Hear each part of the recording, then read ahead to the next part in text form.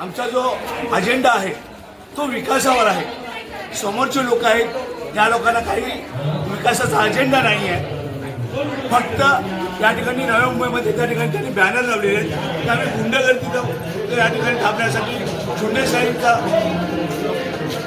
नायनाट करण्यासाठी या ठिकाणी या ठिकाणी झुंडशाही ह्या लोकांनी सुरू केलेली आहे। त्या सेक्टर 15 मधून जे तरुण पोरं ITची मुलं प्रामाणिकपणे धनुष्यबाणाचा प्रचार करून फिरत असताना त्या लोकांना ज्याला 14 वर्षाची सजा लागलेली आहे अशा व्यक्तीला हाताशी धरून हे भारतीय जनता पार्टीचे उमेदवार मुलांना उचलून घेऊन दमदाटी करतायत। मतदान करू नका, BJPच्या उमेदवाराला मतदान करा आणि मतदान केल्याच्या नंतर इथे थांबू नका। परवा दिवशी जो 10 वर्ष सेक्टर 17-16चे नगरसेवक सन्मान्य कैलासवासी तात्या साहेब यांचा मुलगा हा IT इंजिनियर आहे।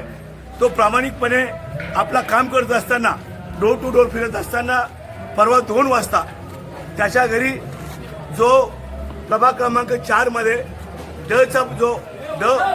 प्रभागाचा जो उमेदवार आहे त्यांनी त्या तात्या तेलींच्या घरी त्या आदेश तेलीला 3-4 गाड्या भरून त्या ठिकाणी दमदाटी करून गुंडगर्दी करून त्या ठिकाणी त्याला सांगितलं की तू BJPलाच मतदान करायचं आहे, तू फिरायचं नाही आणि मतदान केल्याच्या नंतर तू एकतर गावी जायचा नाहीतर त्या जो कोणी गुंड आहे ज्याला 14 वर्ष सजा लागली आहे तो सांगतो त्याच्या गाडीत फिरायचं। मग या ऐरोलीमध्ये या ऐरोली नगरीमध्ये गुंडगर्दी कोणी सुरू केलेली आहे? तर आम्हाला एवढंच मतदाराला या ठिकाणी आवाहन करायचं आहे की आमची ऐरोली ही शांतप्रिय आहे, शांतपणाने या ठिकाणी काम करणारे लोक आहेत आणि हे लोक जर या ऐरोलीमध्ये गुंडगर्दी करून गँगवार या ठिकाणी तयार करत असतील तर जनतेने हा विचार करून येणाऱ्या निवडणुकीत 2015ला परवाच्या निवडणुकीमध्ये फक्त आणि फक्त धनुष्यबाणाचं बटन दाबून ऐश्वर्या सोनवणे, मनोज हलदनकर, हेमांगीताई सोनवणे आणि MK मडवी आम्हाला प्रचंड मताने विजय करणार याच्यात कोणतीही शंका नाही। त्याचं कारण आहे की ह्या ठिकाणी जनतेला शांतपणाने काम करणारे उमेदवार हवे आणि आम्ही मनोज हलदनकर 3 वेळा निवडून आलेले आहेत, हेमांगीताई 3 वेळा निवडून आलेली आहेत, मी स्वतः 4 वेळा निवडून आलेला आहे आणि ऐश्वर्या सोनवणे ही आमची हायली एज्युकेटेड उमेदवार आहे। त्यामुळे आम्ही जो केलेला विकास त्या ठिकाणी आम्ही पाण्याच्या टाक्या बनवल्या लोकांना आमच्या महिला भगिनींना पाणी देण्यासाठी, मंगल कार्यालय आणलं, जापान टेक्नॉलॉजीचा थीम पार्क आणला, पार्किंगसाठी 250 गाड्या पार्किंगसाठी प्लॉट बनवले, नाट्यगृहाचा ऑडिटोरियम त्या ठिकाणी आम्ही बनवला, तो 6 महिन्यामध्ये ओपनिंग होतोय। त्याचबरोबर लोकांच्या आरोग्याचा प्रश्न उपस्थित केल्याच्या नंतर त्या ठिकाणी रस्त्यावर फुटपाथवर जे चिकन मटनवाले बसत होते त्यांना 3.5 कोटीचा मार्केट बनवून दिलं आणि हे सगळे आम्ही विकासाचे मुद्दे घेऊन मतदारांच्या समोर जातो आणि आता आमच्या 4 उमेदवारांचा संकल्प आहे की आम्हाला ज्या काही सुविधा मिळतात नगरपालिकेच्या माध्यमातून त्या वाशी तिकडे मिळत आहेत। तर आमचं स्वप्न आहे या 4 उमेदवारांचं नाही तर प्रभाग क्रमांक 5च्या 8 उमेदवारांचं स्वप्न आहे की आम्हाला ऐरोलीकरांना सर्वसामान्य नागरिकांना इंडोर गेम स्टेडियम बनवायचं आहे।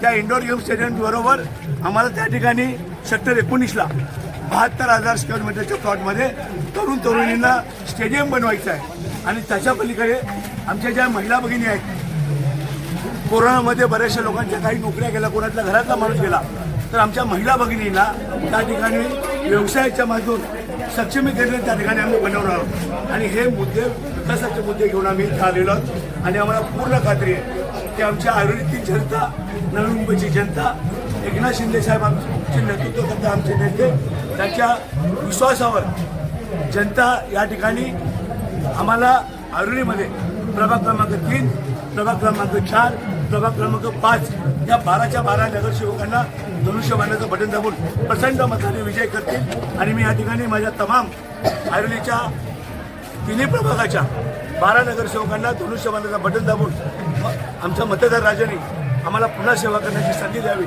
अशी विनम्र या ठिकाणी विनंती करून इथेच थांबतो। उद्या मकर संक्रांत आहे आणि मकर संक्रांत हा जो सण आहे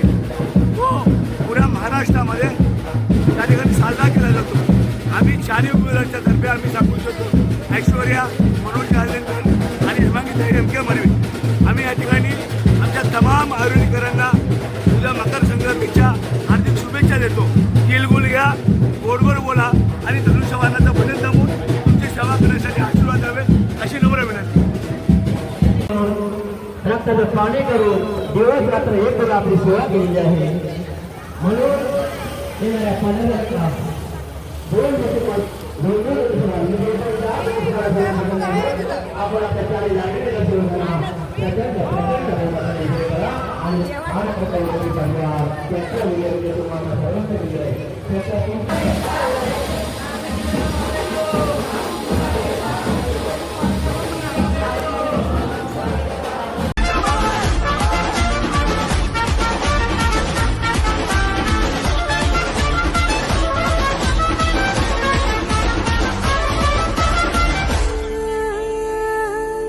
लाडकी बहीण माझी लाडका युवा सगळ्यांपुढे अपुला शेतकरी हवा.